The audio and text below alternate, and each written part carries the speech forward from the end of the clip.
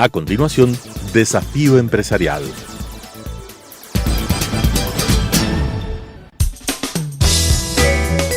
Clasificación B, bajo supervisión de un adulto.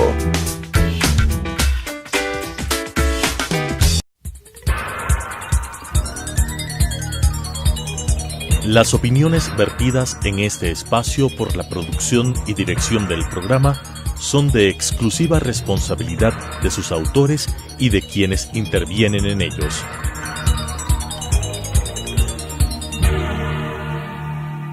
Telesucesos Canal 29 UHF presenta Desafío Empresarial, un programa para dar a conocer el mundo de la empresa y del mercado de valores esenciales para el desarrollo del país, con la conducción de la doctora Mónica Villagómez. Desafío Empresarial.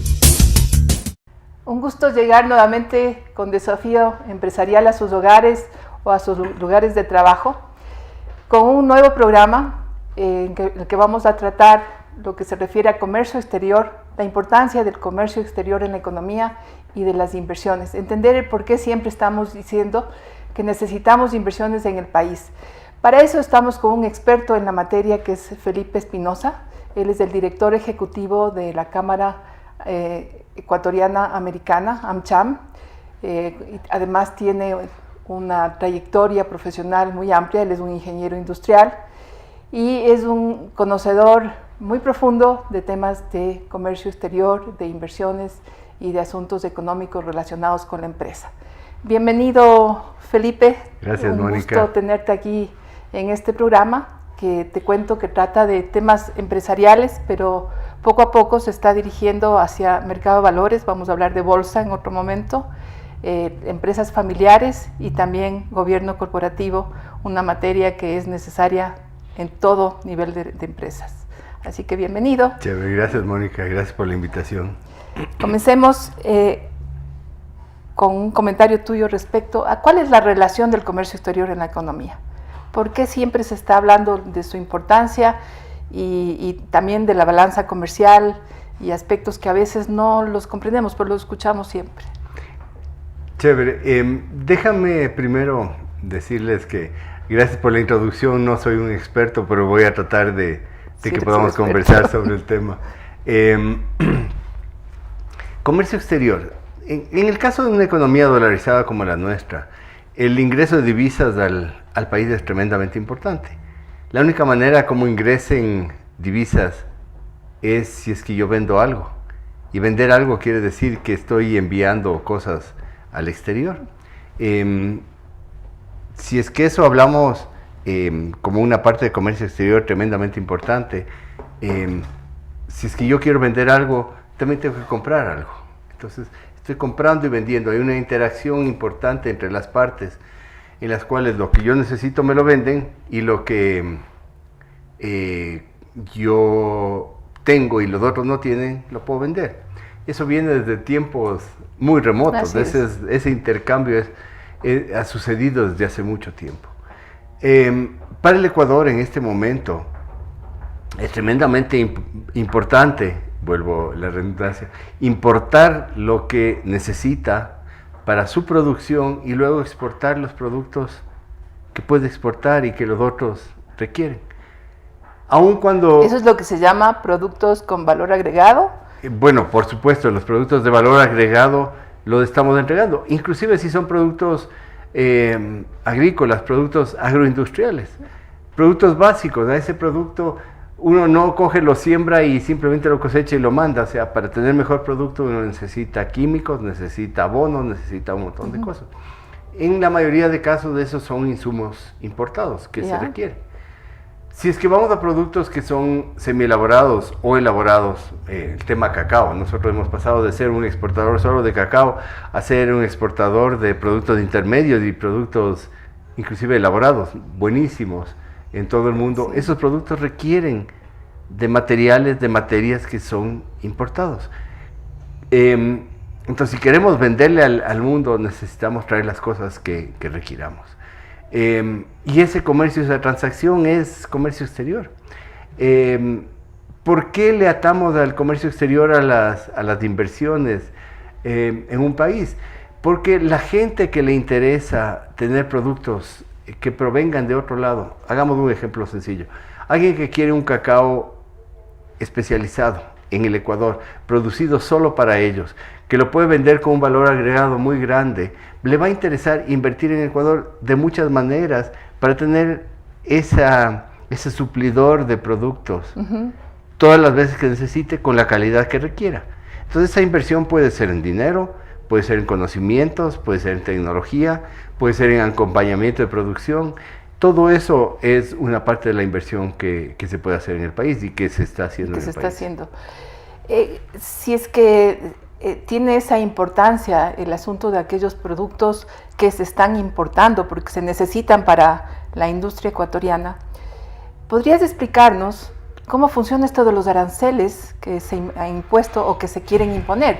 Porque aparentemente esos aranceles serían beneficiosos para la industria ecuatoriana, para el crecimiento de la industria ecuatoriana. Pero si uno se da cuenta, los aranceles están afectando a aquella materia prima que vamos a utilizar. ¿Cómo se maneja eso? Y también, claro, más allá de eso, quisiéramos entender cómo es esa política de Estado respecto a comercio exterior.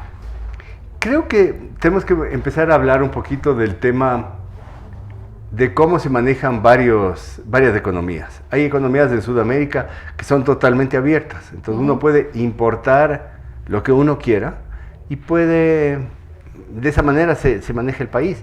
Hay otros países como el nuestro que tienen restricciones a las importaciones. Economías cerradas. Economías cerradas o que se van cerrando. El Ecuador es un ejemplo de esos. En teoría, y lo que dicen muchas veces las autoridades es: yo para defender un sistema dolarizado necesito restringir las importaciones. Me parece que es una mirada un poco miope porque lo que estamos haciendo es resolver un problema del momento sin pensar en el futuro. Hay momentos en los cuales un país necesita restringir importaciones, sí, por varias razones, inclusive en un cierto momento por proteger una industria naciente en el país. Es posible que eso sea necesario hacerlo, pero tiene que tener una visión de plazos, de hasta cuándo. Es decir, es un proceso. Debería ser parte de un proceso, no es un fin. Y no debería ser un fin. O sea, el fin no debería ser restringir importaciones por restringirlas. No hay nada de malo en importar, si es que eso va a fomentar la economía del país. Entonces, per se las importaciones no son malas ni buenas, son necesarias. Y sí, uno podría restringir ciertas cosas y podría permitir otras sin tener aranceles. El asunto es, un arancel protege la industria nacional, pero ¿hasta cuándo? O sea, si tú lo proteges por largo tiempo, no estás haciendo un bien. ¿Vuelves ineficiente? Así es. El Perú se deshizo de aranceles. El Perú dijo: mi industria va a competir con todo el mundo. Y abrió sus importaciones. ¿Le ha ido bien? Sí, en muchas cosas. ¿Colombia también? Colombia también. Chile totalmente abierto. Sí. ¿Les ha ido bien? Sí, en muchas cosas. En otras han tenido problemas, como es lógico. Pero en general el país ha tenido mucho mejor exportación de sus propios productos cuando las importaciones han estado abiertas. Esto quiere decir también que al tener una economía más abierta, esta provoca más a los inversionistas, porque en el caso de Perú y Colombia que tú has mencionado, y también de Chile, son países receptores de inversión, además de la inversión propia de los nacionales, digamos. Yo creo que es uno de los factores. Ahí a veces confundimos que es el único factor por el cual vamos a poder conseguir inversión de afuera o inversión nacional. ¿Por qué razones una persona invertiría? O sea, la misma pregunta que te haces tú seguramente si es que vas a invertir. Tú hablaste de la bolsa en los próximos programas. O sea, ¿cuáles son las razones que le llevan a alguien a invertir? Y creo que la una es: ¿por qué invierto en algo? Porque creo en algo, porque tengo confianza en algo, exacto, porque sé cuáles son las reglas del juego, porque sé qué es lo que me espera, ¿ok? Hasta cierto punto. Siempre tengo un riesgo, pero hasta cierto punto. Entonces, si yo tengo una congruencia en lo que va pasando, yo voy a invertir. Si si no sé si mañana me van a subir el impuesto a la renta al doble, o si me van a poner restricciones de importaciones que ya no pueda traer mis materias primas, entonces no invierto. Si no hay una confianza de cómo se están manejando las cosas, no las invierto. Para mí ese es un factor tremendamente importante. Entonces se van sumando esos factores. Y creo que entre los primeros que tendrá que recuperar el Ecuador antes de abrir su economía, inclusive, será el tema confianza. O sea, para conseguir inversión o que vuelvan los capitales ecuatorianos, que sí hay capitales del extranjero, será a través de un tema de confianza. Es que indudablemente la confianza es el factor primordial, es, digamos, la piedra angular de todos los mercados. Tú estás hablando de este mercado, pero si nos vamos al que mencionaste, al bursátil, también es la confianza. Si es que es el mercado financiero, es la confianza. Y sin la existencia de la confianza, difícilmente se desarrolla. Y la confianza viene especialmente por reglas claras de juego y además de claras reglas que persistan en el tiempo, que el inversionista sabe hasta cuánto riesgo quiere tomar. Digamos, si es que hay reglas que van a estar vigentes en periodos de 10, 15 años, ya sabe que a partir del día del año 16 la regla va a cambiar y va a tomar las previsiones para eso. El asunto es cuando las reglas cambian, especialmente en materia tributaria y laboral, cambian de un momento a otro. Totalmente, es lo que ha pasado en el último tiempo. Totalmente de acuerdo. Estuvimos con una persona de una universidad de Hungría, ni siquiera de una de las economías más grandes. Hungría, un país que se abrió al mundo recientemente. Sí, 50 años, 40 años.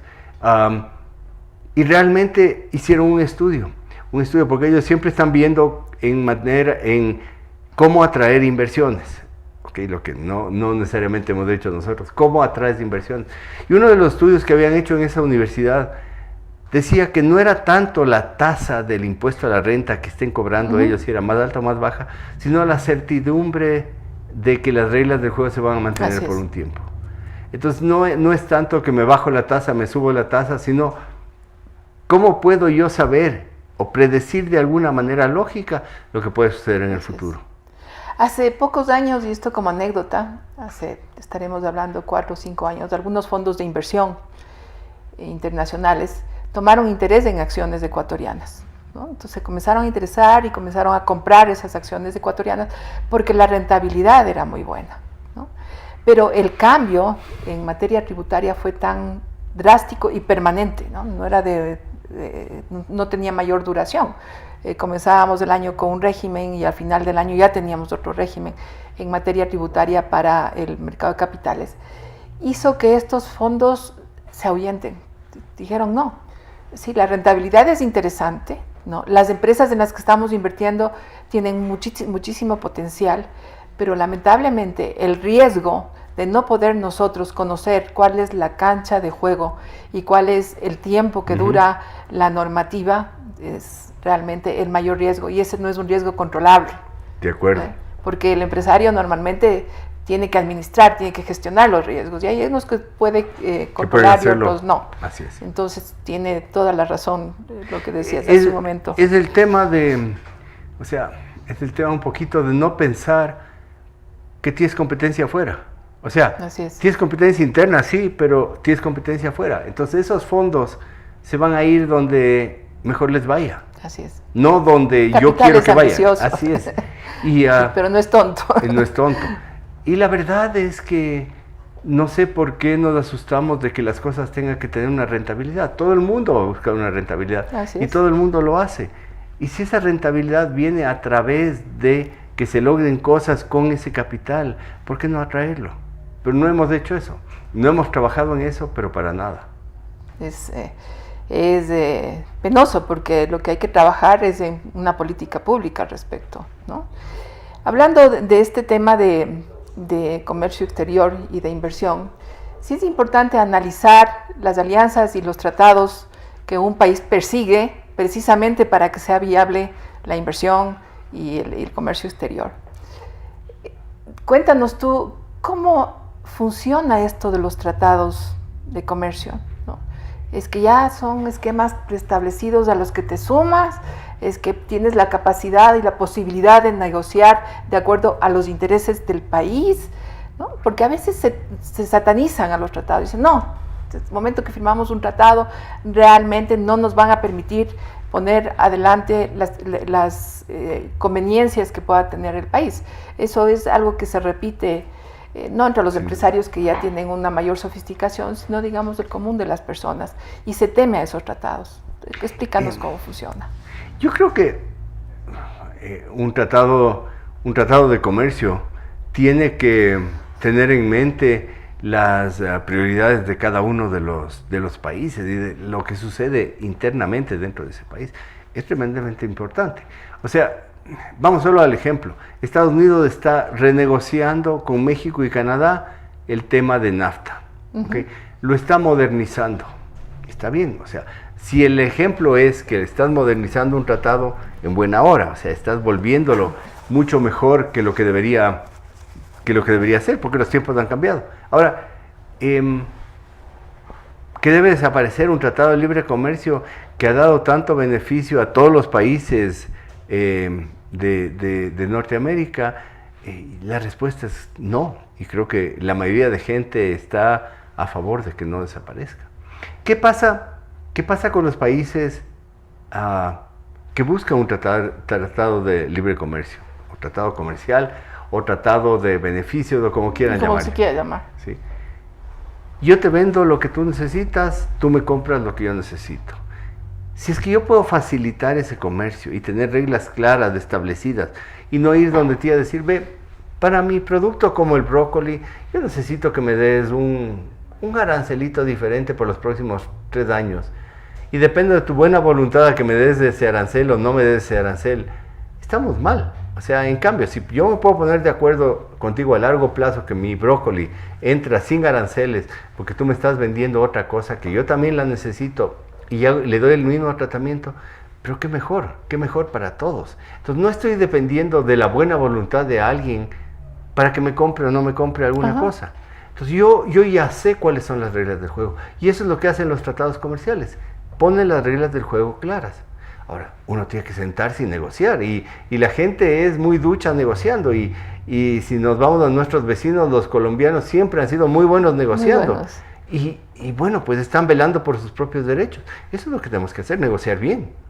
Negociar bien tampoco quiere decir, oye, yo me pongo en este punto y de aquí no me muevo, sino que tengo que saber negociar. Claro. Y los ecuatorianos tenemos que saber negociar. ¿Para dónde? Para llegar a cosas que nos beneficien a nosotros. Que nos beneficien a nosotros, y los otros tendrán que ver el tratado comercial también como algo que les beneficie a ellos. Es decir, jugar a un ganar-ganar. Ganar-ganar. Y estoy seguro que se pueden hacer cosas. Van a haber cosas más sensibles que otras. Perdón, en general los productos agrícolas son más sensibles. Y hay que hacer cosas y protecciones por un tiempo y transitorias y un montón de cosas más. Pero es parte de la negociación. O sea, hay que hacerlo. Y nadie está peleado con eso. Todos los países lo tienen. Sin embargo, los países vecinos nuestros que tienen tratado comercial tienen una ventaja enorme sobre nosotros. Claro. Y no solo con Estados Unidos. O sea, le venden a todo el mundo con tratados de comercio, y nosotros somos menos competitivos. Cada vez menos competitivos. Y nos seguimos hundiendo en la falta de competitividad. ¿A quién le van a comprar un producto como el brócoli? Al que les venda el mejor producto y más barato. Si nosotros somos los más caros, no nos van a comprar.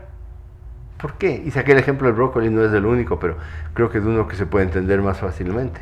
Además, hay que tomar en cuenta que siendo una economía dolarizada, ya no es una cuestión de solamente de precio, ¿no? Sino también de productividad. Así es. ¿No? Porque no es un tema de que se devalúa y entonces se hace más favorable o menos favorable, sino que la productividad juega un papel importantísimo. Y en ese sentido, cuéntanos, ¿cuál es el estado de la empresa ecuatoriana? La sensación del empresariado es que el país es poco competitivo. Y creo que la sensación general del país es que es poco competitivo, por muchos factores. Entre ellos, tiene un problema de tramitología, tienes un problema de costos de producción, tienes un problema de costos de energía, tienes Tema un montón de legislación laboral. De legislación laboral. Tienes un montón de cosas que no te ayudan a volverte más competitivo. Y creo que tampoco tienes un plan para volverte más competitivo. Un plan integral que vaya el sector privado y el sector público de la mano creando competitividad. O sea, no hay nada de eso.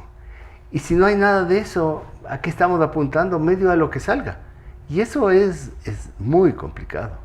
Muy complicado. Una falta de planificación, repito que es una falta de política pública, pero también es algo que se cortó en algún momento y es una falta del diálogo público-privado, ¿no? Tener 5 o 6 puntos de diálogo público-privado permanente que se los vaya alcanzando precisamente a través de la que tú dijiste, de la negociación. Entonces tenemos que ponernos internamente de acuerdo en lo que queremos y en las políticas que queremos tener para luego salir a negociar con muchísima más fortaleza con otros países que además pueden ser mucho más duchos que nosotros. O que ya están adelantados. O que están adelantados. Sí, ese es gran parte del problema. O sea, cada uno está viendo su propio universo. Y su propio universo es así de chiquito. Y no ves lo de los demás. Eso sucede en el sector privado y sucede en el sector público. Entonces cada uno está viendo. No puedes tener dos visiones diferentes. No deberías tener dos visiones diferentes. Y las tienes. Y eso no te ayuda. Entonces te pasas luchando internamente mientras los otros están... ya ellos están ya con la batalla casi ganada. Así es, están en la meta y nosotros estamos muy atrás. Y no lo vemos, no nos damos Felipe? cuenta. Es algo que nos preguntamos todo el tiempo. ¿Qué hacer para que se inicie un diálogo público-privado que sea como más, tal vez la palabra es amigable, más... que se acepte las posiciones del otro, si es que esas posiciones realmente son en pro del país. Me parece que en eso todavía nos falta, ¿no? Yo creo que tenemos que ponernos de acuerdo por lo menos en 3, 4 cosas que son prioritarias para el país y decir, a ver, en estas 4 cosas estamos de acuerdo, ahora sí aterricémoslas. Pero ni siquiera hemos hablado de esas 4 cosas, sino que cada uno dice, yo pienso esto, y mañana sueño en que venga otro y gobierne de manera diferente para que me haga caso a mí, y de ahí los otros piensan que ojalá eso se acabe rápido para venir otro, y seguimos en este caer y levantarse, y eso no nos ayuda. Sí, no nos Entonces tenemos que ver cómo cambiamos eso, y tenemos que ponernos de acuerdo en 4 cosas grandes. Si es que empleo es una de las cosas grandes en este país, y debería ser, creo que no habría pelea entre el sector público y privado. O sea, si empleo es, ok, construye desde ahí. Entonces, ¿qué va a hacer cada uno en ese sentido? Esa me parece de las más fáciles de ponerse de acuerdo, porque creo que nadie va a discutir el tema de empleo. ¿Qué otras son? Ok. Tal vez a veces estamos tratando de que este diálogo sea desde la posición, es decir, desde una posición que beneficie a quien dialoga, ¿no? Y hemos perdido la perspectiva del diálogo público y privado, que yo creo que tenemos que hacer algo para rescatarla. Sí. Si no llegamos, podemos estar hablando de muchas cosas, podemos presentar proyectos tan maravillosos como por ejemplo ayer el 2030, es decir, pero si es que no nos ponemos de acuerdo en que el diálogo significa no pelear por posiciones individuales, ¿no? Que significa abrir la mente y aceptar cuando está debidamente justificado lo que la contraparte requiere, y también pensar en el bien del país. Yo creo que cambiaría muchísimo muchos aspectos, ¿no? Sí, yo creo que ese es el llamado, Mónica. O sea, hablamos de diálogo, está muy bien, o sea, bienvenido a lo que dice el presidente, pero convirtamos de ese diálogo en algo real, o sea, en algo efectivo. Pongamos de lado y lado, pongamos de todos los lados para que eso funcione. Es como el diálogo en las familias, ¿no? Que uno tiene que aceptar que existe diversidad de pensamiento, ¿no? Que diversidad de caracteres, pasiones diferentes, misiones, visiones diferentes, y uno cede por el bien de ¿qué? Por el bien de algo superior que es la familia. Así es. Y tal vez es lo que nos falta a los ecuatorianos, pensar en que existe un bien superior que es el Estado y quienes componemos el Estado, ¿no? Que no es el gobierno todos, y que somos todos. Y que somos todos, no una parte. Ha sido un gusto conversar contigo, Gracias, Felipe. Mónica. te invitaremos próximamente Muy para amable. continuar de temas más específicos sobre Chévere. comercio exterior. Muchas gracias. Gracias.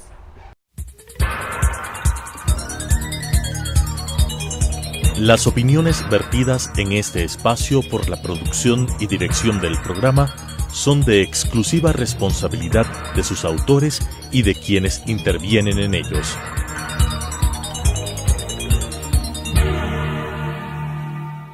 Telesucesos Canal 29 UHF presentó Desafío Empresarial, un programa para dar a conocer el mundo de la empresa y del mercado de valores esenciales para el desarrollo del país, con la conducción de la doctora Mónica Villagómez. Desafío Empresarial.